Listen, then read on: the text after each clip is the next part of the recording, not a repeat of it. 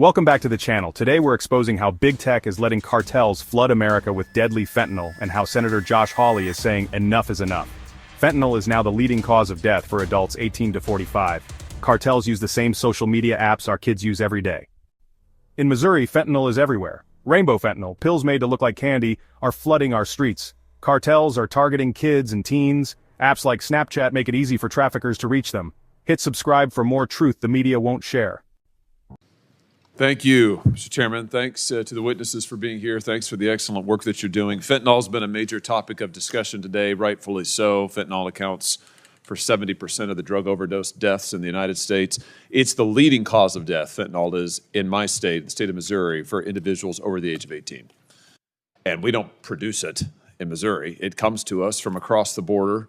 It comes by the truckload, it seems, these days. Every community in the state, every school in the state is awash in fentanyl. And what I'm particularly concerned about are the latest efforts of cartels to send rainbow fentanyl into our borders, across our borders. I'm sure, Mr. Perez, you're familiar with this, the phenomenon of rainbow fentanyl, which is made to look like a candy. In fact, obviously, it's an extremely deadly drug. Yes, sir, generally familiar with it. Let me tell you about Bridget Noring. Her 19-year-old son died of a fentanyl overdose after getting drugs through a Snapchat message. She sat before Congress and testified. She begged Snapchat to take action. You know what they told her? We had no idea this was happening. You should have monitored your child better. You can't sue us. We're protected by Section 230. Let that sink in. No accountability, no remorse. Just a legal shield and a middle finger to grieving families. Is it safe to say that the Mexican cartels are using rainbow fentanyl as a deliberate attempt to drive addiction among young people, among kids and young adults? Yes, sir. I would say they're using fentanyl in general, regardless of who they're trying to addict. Yes, sir. So here's the next thing that concerns me is that we've got the effort by the cartels to use rainbow fentanyl. We've got the effort by the cartels to target kids, and they're doing it more than they're selling it in ways other than just the classic back alley deal. They're using now social media apps in order to sell fentanyl. Let's take a look here at one example. This is from the big tech platform Snapchat. Snapchat's one of the worst offenders here. The Snapchat's platform, as you may know, features disappearing messages, anonymity. It also has real-time mapping features that make it easy for drug traffickers to access clients and especially young people. Snaps are often accompanied by code words and emojis that are designed to evade detection by law enforcement. Big tech hides behind Section 230, a law shielding them from responsibility for what's posted. But their algorithms detect everything. They target ads with insane precision.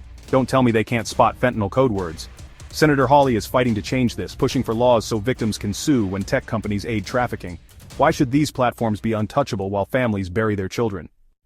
And it's not just fentanyl. Cartels are recruiting American teens on TikTok, Instagram, Snapchat to smuggle people across the border. Real cases. Real consequences. Law enforcement confirms it. They're offering money. They're giving instructions. It's an open operation, on our phones, under big tech's nose. And yet again, these platforms do nothing. They act shocked, play dumb, and cash their checks. Now, my question to the three of you is, wouldn't it be a big help to your efforts and to our efforts as a country to stop the flow of fentanyl and other illegal drugs into this nation and from flowing into the hands of our kids if we shut down these platforms from selling and offering drugs and being a major platform for drug traffickers? Mr. Perez? Yes, sir. I would go back to about accountability from any institution that's facilitating this. I know our efforts through the J Code, which I mentioned earlier, focusing on darknet and opennet type of trafficking, that's significant. We spend a lot of efforts on those types of cases. Yeah, very good. I'm glad you used the word accountability. I think that's exactly what we need. And right now, I just want to point this out so everybody understands it. Right now, Snapchat and every other big tech platform have exactly zero accountability. Zilch. The time for talk is over. If big tech can be held accountable for spreading lies, they can be held responsible for helping traffickers poison our children. Senator Hawley is leading the charge, passing legislation to allow lawsuits for child exploitation. The next step, giving families the power to sue over fentanyl deaths. Don't let these companies hide. Share this video. Stay in this fight.